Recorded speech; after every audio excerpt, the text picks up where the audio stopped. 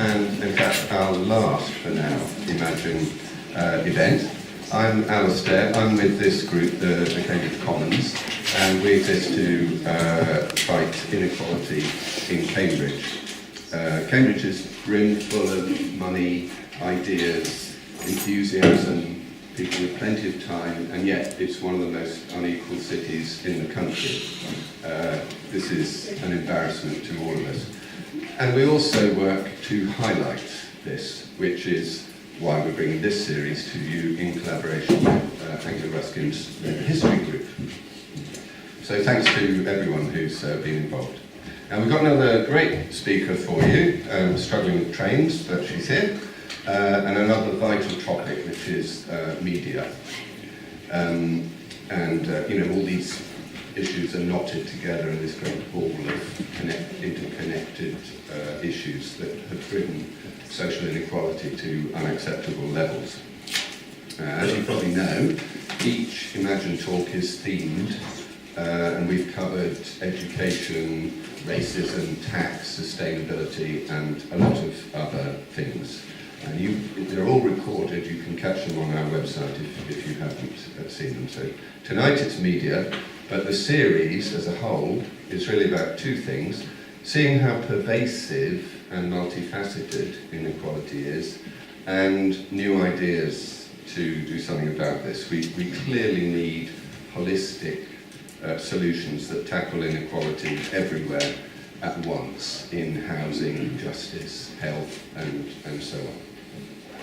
So after Zoe, we are having a forum upstairs. I know that many of you are signed up to that already, but if you're not and you want to come, there is a little space. It's a smaller room, but there's a few places. And the basic aim of the forum is that we are moving finally from all this waffle onto doing something. And so we're going to showcase a series of initiatives, a wide variety of things that are going on in Cambridge. And if you want to put your shoulder to the wheel, this is a good place to start. And we're also beginning to hold meetups every first Wednesday of the month. You can find them by looking for Equality Cambridge in meetup.com, or if you don't want to do that, you can ask any of our stewards to give you more information. I confess I don't know where they are, but they're in Cambridge in the evening, first Wednesday of every month. Cambridge Blue, there you go. Right, so a little bit of basic admin. If you want Wi-Fi, make a note of that pin because it will disappear in a minute. And a hashtag, if you're a tweeter, is on the screen. Any fire alarm is real, and there's an exit over there as well as over there. And what we do is go around and assemble on the road outside there.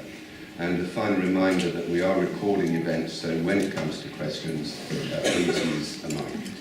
So I'll hand you over to David now, who you know well, 20 years in politics and now Professor of Law and Public Policy at Cambridge University. Thank you very much.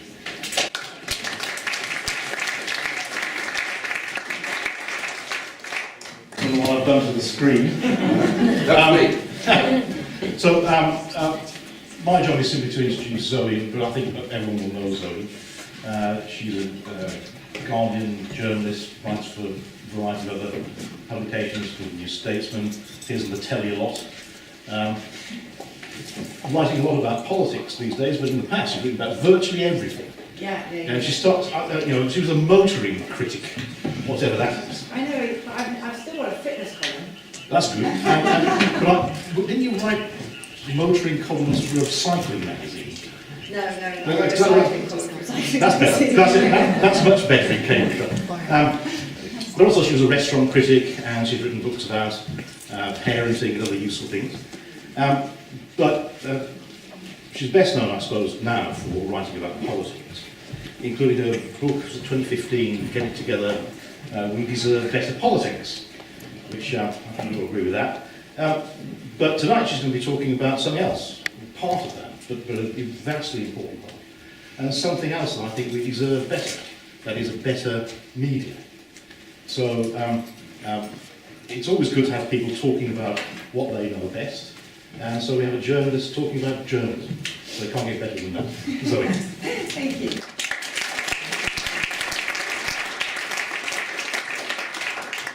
I'm going to walk around, so it's like a TED talk, but it also sometimes gives the impression of an aerobics teacher. So if that happens, somebody make a sign, because that would just be stressful for all of us. So just before, it was just before the referendum, but not that long before, I went to Uxbridge to interview people on the street about Boris Johnson and what his constituents thought his position would turn out to be. Because in kind of classic essay crisis fashion, he hadn't decided what his position was. And it was, I think that was about a week to go. And a lot of people were kind of simply projecting onto him what they wanted his position to be, which was pro-Brexit. And it was very boring, actually, because they were all, nobody would say why they wanted it, nobody really had a clue. And nobody really could give me any impression of what he'd said about it or what they thought he thought. I just got a lot of quite boring and flat analysis of why he should be pro-Brexit, because anybody normal was pro-Brexit, and lo, it came to pass. But, so this guy came along the street, and he was wearing this funny kind of Mr. Tumnus outfit, kind of very, very heavy tweed in yellow, on quite a sunny day, and he was quite kind of precise in his movements, and he looked quite eccentric, and I thought, I'm going to go and ask him, because I don't think he's going to say the same thing as everybody else. And to the extent I actually chased him down the road, because he didn't really want to talk to anybody. Everybody, when you try and vox pop people at my age, everybody thinks you're from the social services. It's a young person's game. But anyway, so I chased him, and I said, what do you think? And he said, well, I think we have to do something about immigration. And I said, really? And he said, yeah, I mean, you know. And I said, but you know, you believe, presumably, in a little bit of cross-border, cross-pollination, otherwise you wouldn't be here. He was like, you know, I'm not talking about me, I'm talking about these people, they come over here, they have a bunch of kids, they have no intention of doing hard work, they just want more kids. And I was thinking, who is this person who thinks there's any job in the world as difficult as having a bunch of kids? So I said, instead of, I should have gone in more softly, but instead I said, have you ever met any children? And he said, I have nephews, I haven't seen them for a while. But he was quite a placid person, he wasn't an angry person, he didn't seem angry. And I said, well, what do you do? And he said, I'm doing a PhD. And I said, what is your PhD in? And he said, it's in the ancient music of the Oman. And I was like, what have you been reading? And he said, oh, you know, you pick up a lot of stuff. And I was like, okay, you pick up a lot of stuff. Do you really believe this is true? Do you really believe in this kind of mythical refugee who just comes over for the precise purpose of having a lot of under fives and never amounting to anything, never having a job, and never being part of the community, and never having their own agency, and never being an economic person in the society that they've chosen? Do you really believe in that? And he said, you know, who's supposed to know what's true? And I was like, well, that interested in the ancient music of the bloody Oman. Being a little bit more interested in this. Then he said, you know, what really pisses me off is that I had non-Hodgkin's lymphoma, and even though obviously your healthcare is really great, I got very little money from the government for the whole time I was unwell. And I was like, wait a second, you came over here, you became ill, you used our socialised healthcare, you're complaining about the benefits, and yet you're still worried about other immigrants and what their position is, and whether they're spongers and whether they're freeloaders. It was basically a kind of classic. He kind of created a freeloader for himself and projected all these anxieties about how an economy or a country could survive if there were loads of people sponging off it onto this mythical person. And I actually, if we're going to be psychodynamic about it, think that he was worried about his own place in the world. He was worried about his own vigour and vitality and health and economic productivity and the purpose of a PhD in the music of Oman. And, you know, I think there were a huge amount of his own precariousness wrapped up in his hostility. And he remained a very nice person. And I think that's one of the problems, is that, and that's certainly been kind of the shakedown post-Brexit, is that we kind of want people, our opponents, to be the horrible person they have to be to believe a horrible thing. But actually, he was a fine, nice person. And I'm sure his PhD was really good. So I suppose the reason I give that very, very lengthy vox pop, which actually takes me longer to tell than it took her to do, is that I have no doubt that the media has an effect on the way people look at politics. So I don't believe that they can make you vote one way or the other. And I don't believe, actually, in the final analysis, that they can have a kind of groupthink response to Jeremy Corbyn, and that groupthink response will be reflected in the nation, because I think people do react against what they perceive to be bullying, whether it's media bullying or bullying on the street.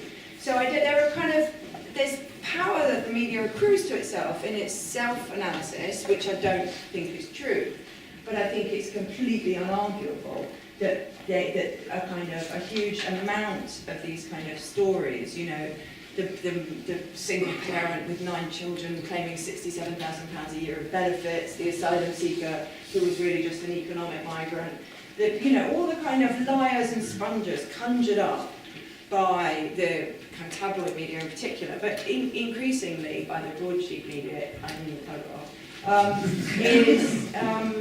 is very important. It has a very important effect on what is allowed to be said. It has a very important effect on the kind of spectres people will use to cover their own anxieties. It has a very important effect on the kind of mutual suspicion and national division. It does have really important effects, and I don't think we serve ourselves at all by kind of saying, oh, it's just, fish and chip, tomorrow's fish and chip paper, or whatever we say, in order to dampen our own anxieties about the effect it's having. Now, I'll just quickly tell you what I know doesn't work in terms of this influence. It really doesn't work to kind of put in a complaint and then have an apology printed and then complain on Twitter that your apology was much smaller than your complaint. It just doesn't work at all.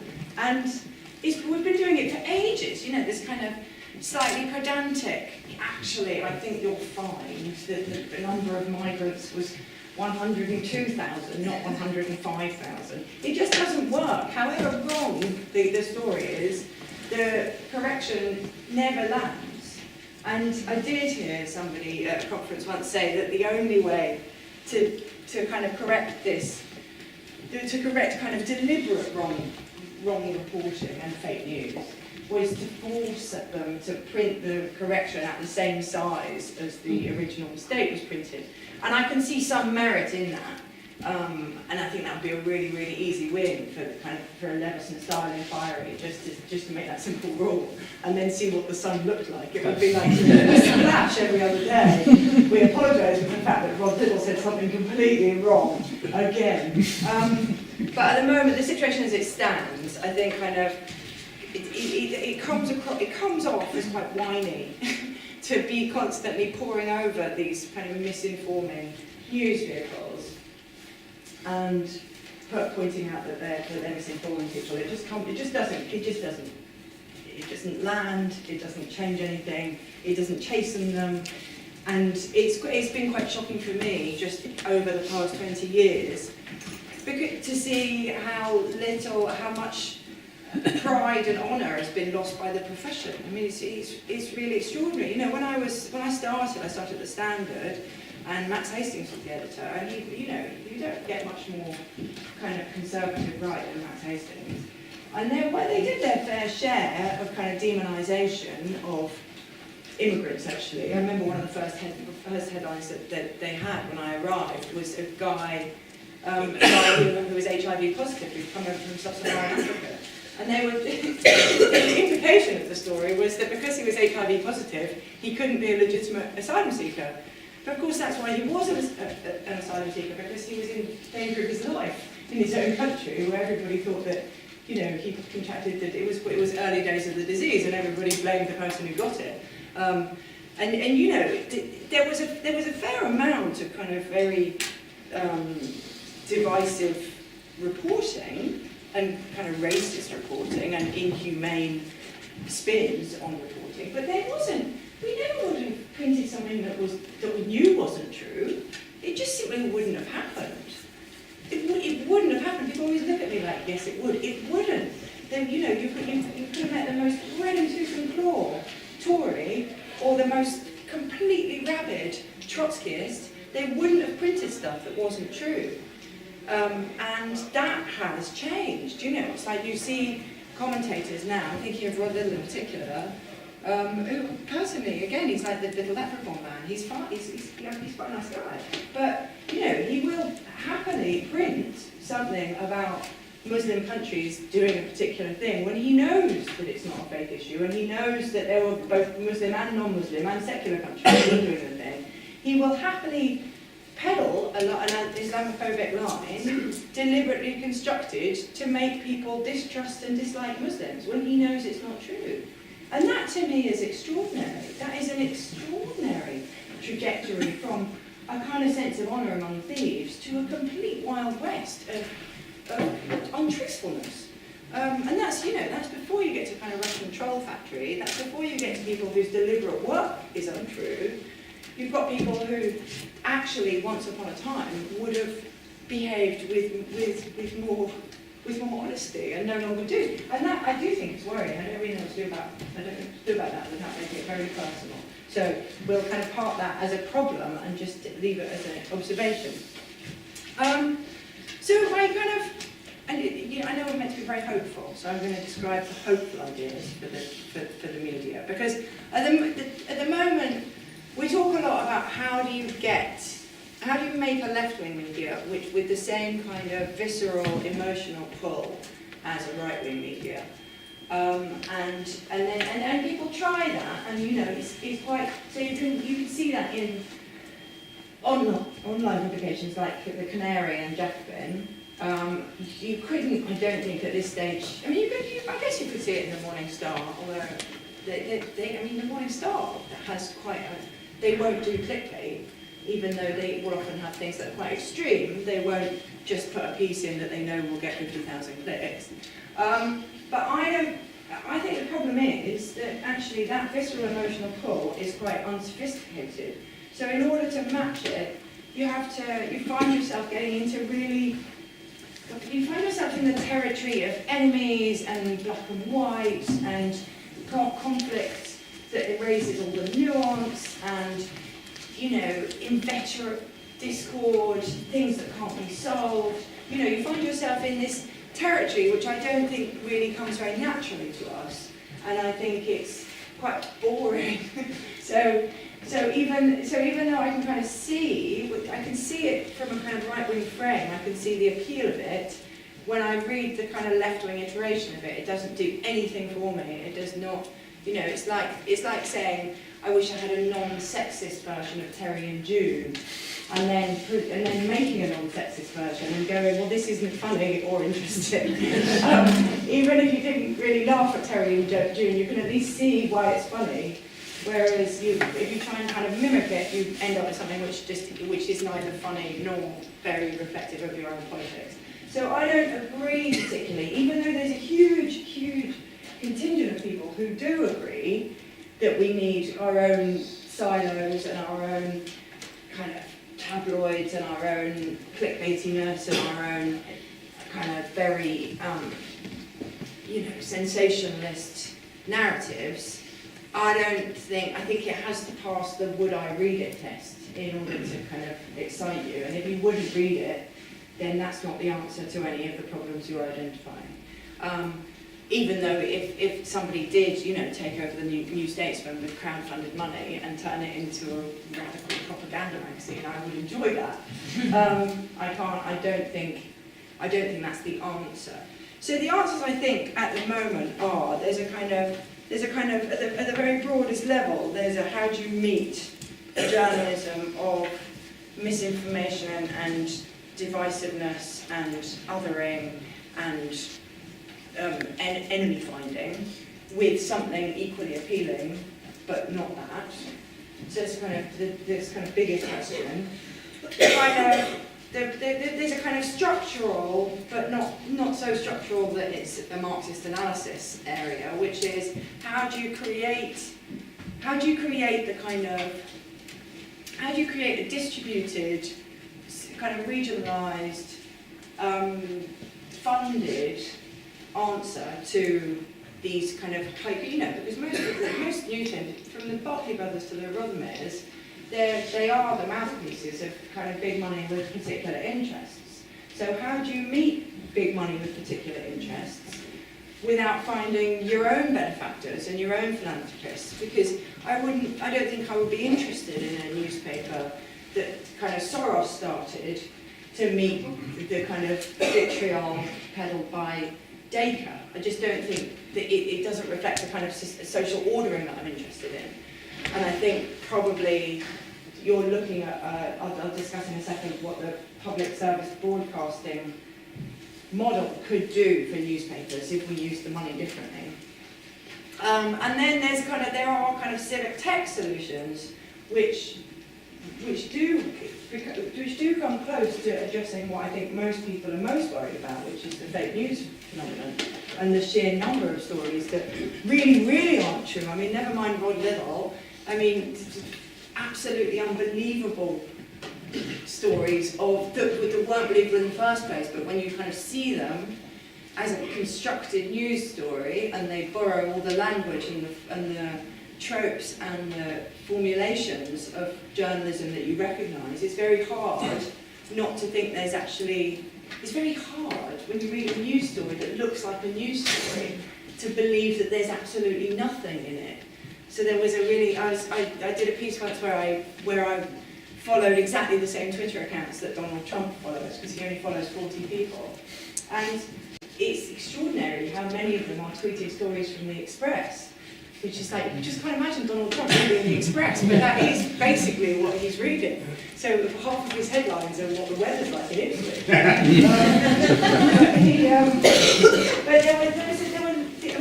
The kind of Muslim theme is so strong, and it's so incredibly weird. So stories about a 4-year-old who tried to kill their key worker in a German refugee camp. And you're like, well, it must be a bit true. Nobody would, if they were going to completely make it up, they'd at least make it a 12-year-old.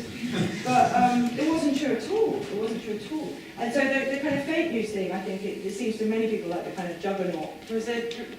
Basically because it's kind of relatively new and funded by Russia, which is always a bad combination. So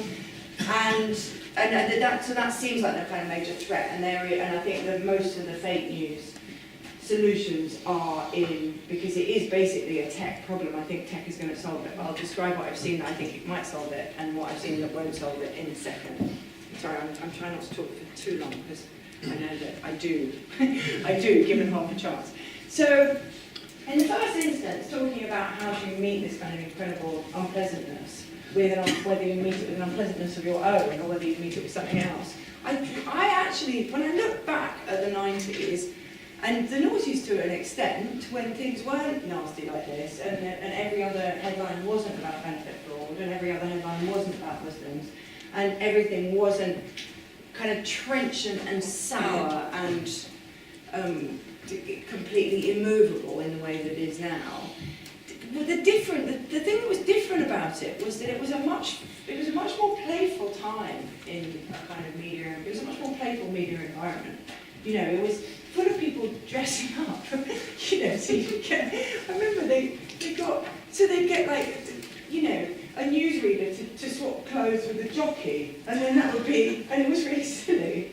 But actually, there was a lot of kind of cultural exploration in humour that did occupy a huge amount of space. And there's part of me that thinks, well, maybe that's what went wrong. You know, we really took our eye off the ball. We didn't use the media in a serious way. We let a lot of problems go unchallenged and unreported, and we ended up in this situation, and suddenly everybody's lost their sense of humour. I can see that argument, but I also think that there aren't very many tools on the left to get that kind of instant attention. And I do think that a kind of reintroduction of a sense of humour into the media would be extremely helpful at this stage. Again, that brings you into kind of satire and whether it actually does anything, or whether we're all going to kind of, what's the Peter Cook phrase?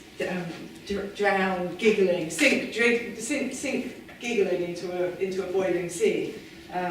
But actually the favourite one that everybody always quotes is, yeah, I want to create something like those, something amazing and satirical and challenging, like those wonderful, successful cabaret clubs in Weimar, Germany. So much to hold the rise of fascism. But I think, there is an ongoing conversation, mostly between comedians, about whether satire has any political usefulness, or whether it just kind of punctures your anger and kind of, makes you feel safe enough to carry on, when actually you're not safe and you shouldn't be carrying on because it's not normal. I think that there's something about shared amusement which is incredibly uniting socially and incredibly important. I think the moment of remembering that you all laugh at the same things is politically extremely healing. And I think if we could have more of that in the media environment, I would really enjoy that. It's like if the Telegraph could have a quiz that made me laugh, I would remember that I don't think they're at the root of all the evils. And I think that's probably true also of the Mirror. If the Mirror could have a quiz that made a Sun reader laugh, they would remember that these divisions aren't as maybe impactful as people think. In terms of the distributed media, a huge part of the problem with there has over time become this kind of, and it's partly to do with just the complete decimation of local newspapers, but there is this perception that the media is operating in a bubble which is completely isolated from the rest of the country and has nothing to say to it, nothing to learn from it, and doesn't listen when it is trying to learn. And there is a kind of incredible arrogance of journalists, which I kind of illustrated myself with my Uxbridge story, was that we go and when we ask people questions, we have absolutely no conception of what our own question has done to the conversation. So, the whole of academia of Poland has built up these incredible structures around making sure you're not leading the answer, and then a journalist turns up in Hull and goes, oh, they hate Jeremy Corbyn, they absolutely hate him, or they love Brexit there. And there's a tendency to take your own expectation and take it to the conversation and not realise that most people don't want to get into a conversation about politics with a stranger, and they sure as hell don't want to argue with a stranger about politics. And so they will either parrot back to you what they think you think, or they will go directly against you just to kind of erase the insult having been asked in the first place. So you're likely to find something either very close to your own view or the opposite of it. You very rarely find somebody with a kind of 30% different position to your own. So the kind of model of journalism where a person from London goes to Doncaster and asks them why they're so angry about their post-industrialised lives is completely broken. And the only way to kind of regain trust in the media, and I think the kind of erosion of trust in the media is partly what's led the media to become so kind of hysterical and overstating, just to kind of gain some attention where the trust is gone, is to have local journalists doing local stories in communities that they're embedded in. And that will not fund itself. It simply won't fund itself at this point. It may fund itself at some point in the future. But while we're in this kind of this internet interregnum, where we know everything can't be free, but everything still is free, and we haven't figured out what to do about it, nobody's going to pay for an army of citizen journalists all over the country producing material that people may or may not work. And a huge amount of it won't work. So, then nobody would ever pay for that. So I think that does, there's a, I don't know what you'd call him, he's not an academic, let's call him a public intellectual. There's a public intellectual called Dan Hind, who did a complete model of how to spend the BBC licence fee in a way that would be radical and democratic. And one element of that was to have kind of local citizen journalism colleges and sponsorships and funding all over the country. And the irony of the bloody thing is that it doesn't even cost that much, It doesn't cost as much as having distributed Girls for Gold programmes for the Olympics all over the country, which we did without batting an eyelid. Nobody said, oh, I can't possibly afford £14,000 a year for that person who wants to be a kayaker. You just accept that if you want excellence at that level, then you can afford £14,000 a year. So it's not a fantastically expensive idea, but it does involve rethinking what the BBC is for and what our expectations are from it. Because at the moment, we're in an internet interregnum, we're in a real BBC interregnum where it was in its bones, leaving aside the educating and entertaining, of which its current affairs are neither.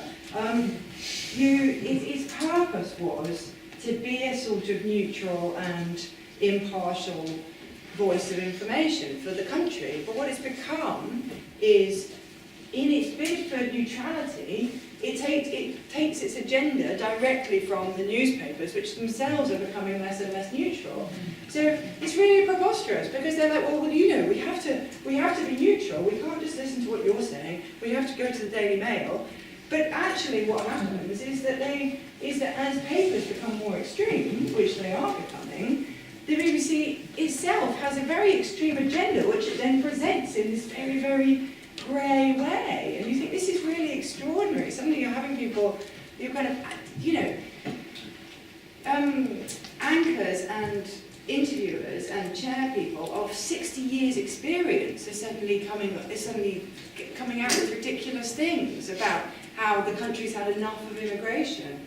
I mean, there was a really funny example this morning where John Humphreys was saying to Tony Blair, was it, no, just this morning, he was saying to Tony Blair, well, you know, people of, whatever conversation you have in your offices and towers, the ordinary people have had enough of immigration and they're just not being heard. And what Tony Blair didn't say, but a lot of people on Twitter said, was John Humphreys' son lives in Greece. Is he an immigrant or is he an ordinary person? And you know, in which territory is he ordinary and in which territory is he an immigrant?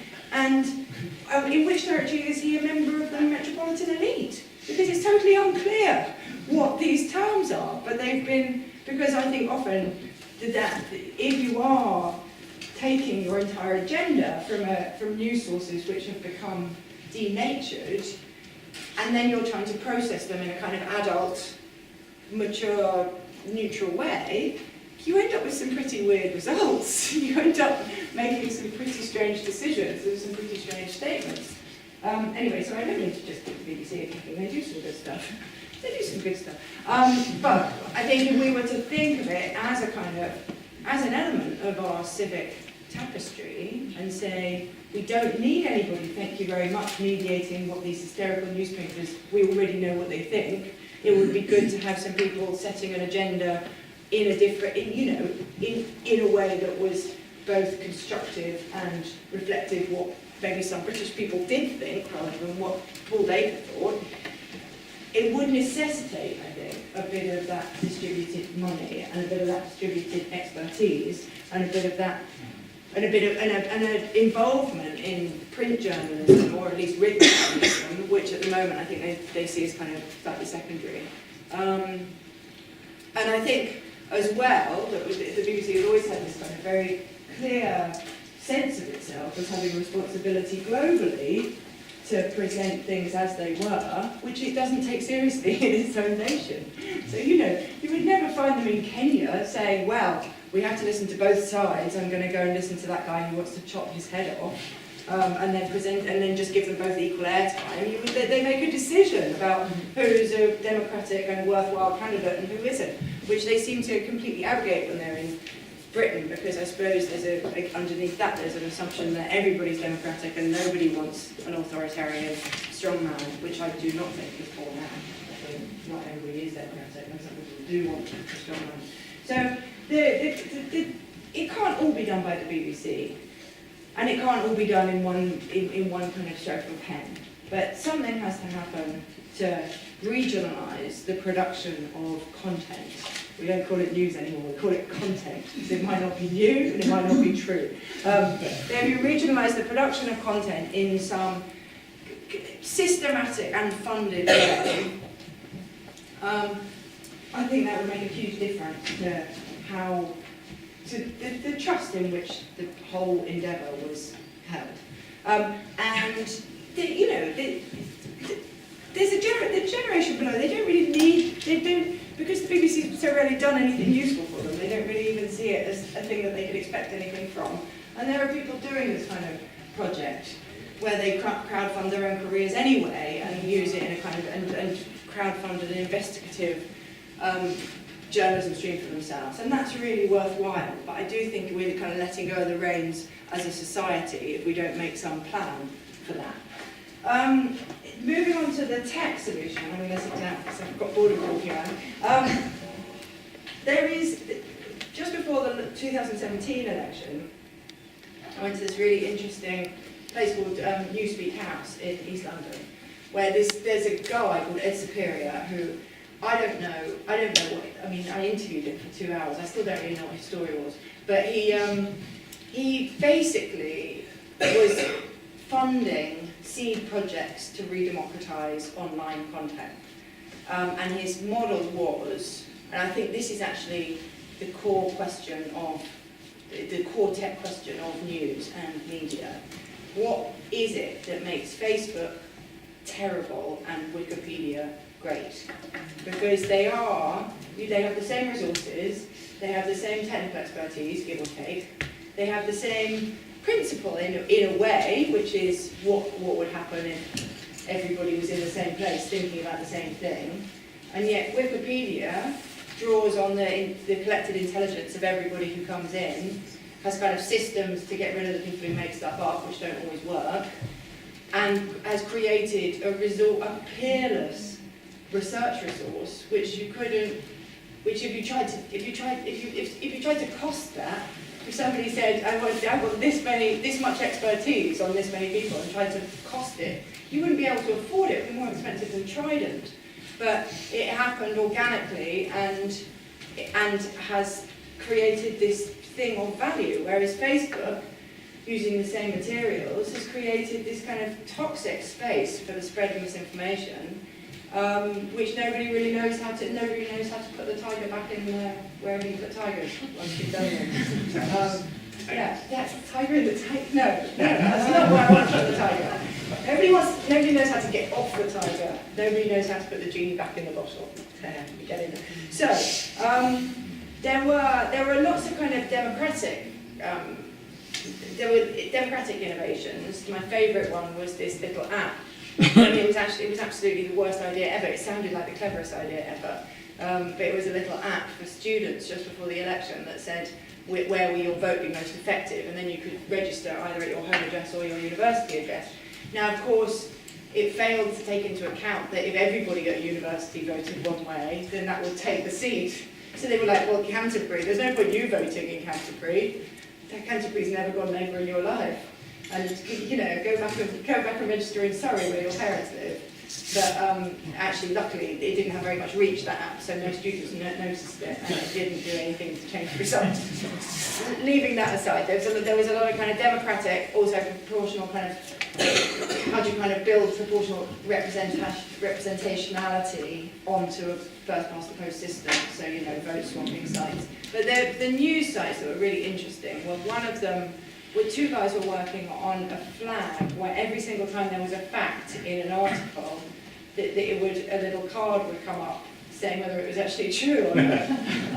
And it was a hilariously slow way to read because you really, I mean, it was really slow. But it was also quite funny, and it was quite a playful idea, and it was quite exciting, and I thought it was quite effective. There was a woman working on an algorithm for the detection of fake news.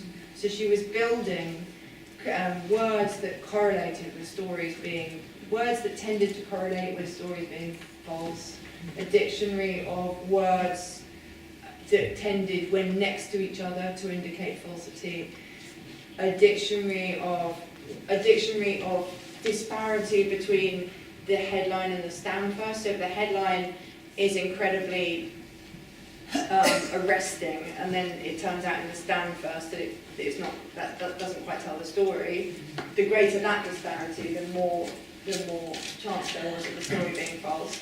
And she wouldn't have finished it yet because it was kind of a labour of love, but she was building an algorithm for the detection of fake news, which is, if she gets there, quite a big deal, because actually, as much as you feel like it is the Wild West, there is still a huge amount of agency by Facebook, by Zuckerberg, and at the moment they're very camouflaged, stroke protected by the fact that nobody can tell whether it's a Russian troll, or whether it's a fake story, or whether it's this, or whether it's that.